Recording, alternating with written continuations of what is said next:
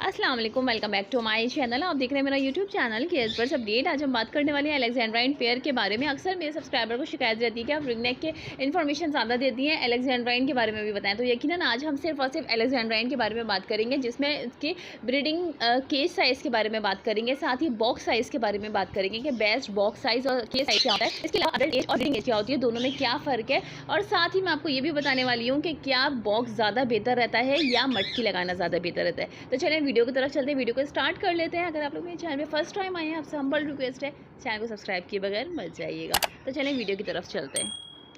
अगर हम बात यहाँ से शुरू करें कि क्या बॉक्स या मटकी जो है वो ज़्यादा बेटर रहती है, इन दोनों में से कौन सा सही है। ठीक है, देखिए अगर आप कॉलोनी में लगा रहे हैं तो मटकी लगाने में कोई हर्ज है नहीं। ठीक है, आप मटकी लगा सकते हैं, मगर चूँकि हमारे जो है वो सेटअप वगैरह पे ज़्यादातर बर्ड जो है वो कंफर्ट रहता है बॉक्स में। ठीक है, उसको हम सेपरेट केजेस में रखते हैं। कॉलोनी जो है वो लोग बहुत कम बनाते हैं अलेक्जेंड्राइन की, क्योंकि उसके लिए स्पेस ज़्यादा चाहिए, जगह ज़्यादा चाहिए, और इसके अलावा जो है साथ ही जो है इतनी बड़ी बड़ी जगहें जो है वो बहुत कम लोगों के पास होती हैं। ठीक है, तो बहुत सारे लोग ऐसे भी होते हैं जो केज बाय केज जो है वो अलेक्जेंड्राइन के पेयर्स रखते हैं और ब्रीड लेते हैं। तो बिल्कुल आप लोगों के लिए जो है वो बॉक्स ज़्यादा बेहतर रहता है। ठीक है, देखिए इसकी वजह क्या है कि हम जब मटकी लगाते हैं तो हमें ज़ाहिर सी बात है हम मटकी ब्रीड के लिए लगा रहे हैं। ठीक है, जब उसमें बच्चे आते हैं तो हमें एक तो ये पता नहीं होता कि एग्स की क्वांटिटी कितनी है। ठीक है, सबसे पहली बात तो ये। दूसरी बात ये कि एग्स फर्टिलिटी और अनफर्टिलिटी देखने में बड़ी प्रॉब्लम होती है कि क्या आया ये एग्स जो है वो फर्टाइल हैं या अनफर्टाइल है। ठीक है, तीसरा रीज़न ये कि जब बच्चे निकल आते हैं तो हम मुतमईन हो जाते हैं, मगर ये जो है बड़ा ऐसा टाइम होता है जिसमें हमें मुस्तकिल जो है अपने पेयर को देखना होता है, क्योंकि ये चीज़ हमें देखनी होती है कि पेयर आपका बच्चों को सही से फीड करवा रहा है या नहीं करवा रहा है। ऐसा भी होता है कि फ़ीमेल फर्स्ट डे और सेकंड डे फीड करवाती है, उसके बाद फीड नहीं करवाती। ठीक है, तो इसकी वजह से बच्चे भी एक्सपायर हो जाते हैं। तो बॉक्स लगाना ज़्यादा बेहतर रहता है, क्योंकि हम हर चीज़ को जो है वो बॉक्स खोल कर देख सकते हैं। ठीक है, अपने वॉच में रख सकते हैं। मटकी में जो है हमें थोड़ी प्रॉब्लम होती है, तो मेरे हिसाब से जो है मटकी ना ही लगाएं तो बेहतर रहता है। पेयर भी जो है वो बॉक्स में ज़्यादा कंफर्ट रहता है। इसके अलावा जो है अगर हम दूसरी बात करें कि बॉक्स साइज़ क्या होता है और कौन सा बॉक्स सही रहता है। ठीक है, देखिए बॉक्स साइज़ की अगर हम बात करें तो उसकी लंबाई जो है, ठीक है, यानी कि अगर हम एक बॉक्स रखते हैं उसकी लंबाई देखी जाए तो वो तकरीबन 22 इंच होनी चाहिए। चौड़ाई की अगर बात करें, ठीक है, तो चौड़ाई तकरीबन जो है वो 11 इंच होनी चाहिए। और अगर अंदर गहराई की बात करें जहाँ फीमेल नेस्टिंग करती है, ठीक है, नीचे की जो जगह जहाँ पे फीमेल जो है एग्स वगैरह लेइंग करती है, तो उसकी तकरीबन जो है वो 10 इंच के करीब होनी चाहिए। ठीक है, ये बड़ा बॉक्स जो हम इसलिए रखते हैं क्योंकि फ़ीमेल जो है वो बहुत आराम से 4 और 5 अंडे भी दे सके अगर उसकी एग क्वांटिटी इतनी है।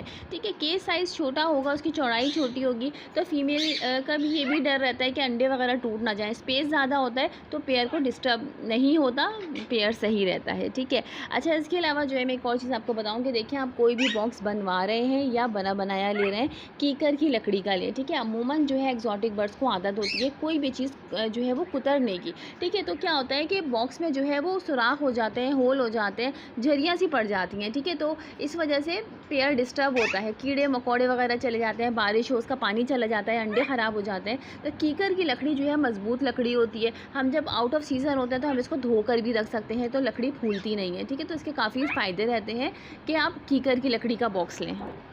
अच्छा इसके अलावा बात ये आती है कि अडल्ट एज और ब्रीडिंग एज में क्या फ़र्क है, क्या एज होती है पेयर की ब्रीड लेने की।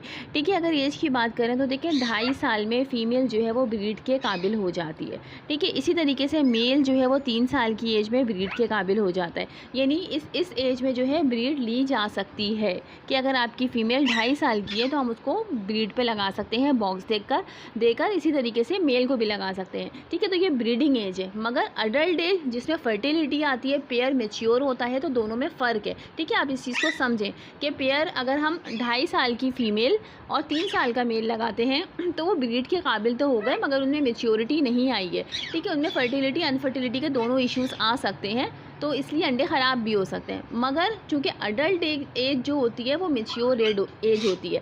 ठीक है, उसमें आपके पास अगर फ़ीमेल है तो वो 3-3.5 साल की एज में जो है वो मैच्योर होती है, जो कि हम कंफर्म उससे ब्रीड ले सकते हैं, एक अडल्ट फ़ीमेल कहलाई जाती है। इसी तरीके से अगर मेल की बात करें तो मेल तकरीबन 4 साल की एज में जो है वो मैच्योर होता है। ठीक है, कम से कम 4 साल ये इसकी मैच्योरिटी एज होती है, अडल्ट एज होती है। तो ये बेस्ट टाइम होता है पेयरिंग बनाने का, यानी अगर आपके पास एक 3 साढ़े 3 साल की फ़ीमेल है और तकरीबन एक 5 साल का मेल है, तो आपके पास ब्रीड बहुत अच्छी आएगी, मैच्योरिटी इस पेयर के अंदर होगी, फर्टिलिटी का इशू बहुत ही कम आएगा, ठीक है, तकरीबन ना आने के बराबर आएगा। तो इसलिए ये एज जो है हमारे पास सही रहती है अगर हम ब्रीड के लिए लगाते हैं ऐसे पेयर को।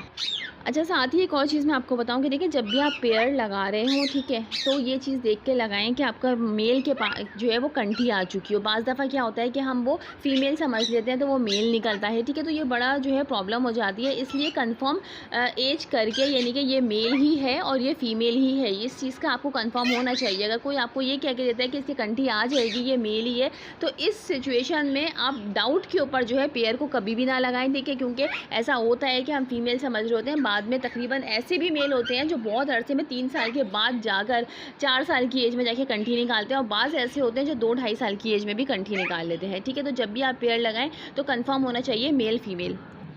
एक और बात, जैसे मैंने आपको बताया कि आपका पेयर जो है वो अडल्ट होना चाहिए, ठीक है। अक्सर क्या होता है कि हम क्या करते हैं कि फ़ीमेल हमने 5-6 साल की ले ली और मेल जो है वो न्यू जो है वो ब्रीड के काबिल होता है, यानी 2-2.5 साल का मेल होता है। रिंगनेक या अलेक्जेंड्राइन की भी बात करें तो इस सूरत में क्या होता है कि फ़ीमेल बहुत आसानी से जो है वो एक्सेप्ट नहीं करती है मेल को, ठीक है। तो इसलिए फ़ीमेल अगर आपकी 2.5-3 साल की भी है तो वो ब्रीड पर चल जाएगी, मगर आपका पेयर जो है वो फुल अडल्ट होना चाहिए, अच्छी एज का होना चाहिए, कम से कम 5 साल का एज मेल जो है आपके पास होना चाहिए, तो आपका पेयर जो है वो जल्दी बन जाता है। अगर फीमेल की एज ज़्यादा है, मेल की एज कम है, तो वो अक्सर मेल को मारती है और इतनी आसानी से जो है वो एक्सेप्ट नहीं करती है, ठीक है। तो इस चीज़ का आप लोग लाजमी ख्याल कीजिएगा।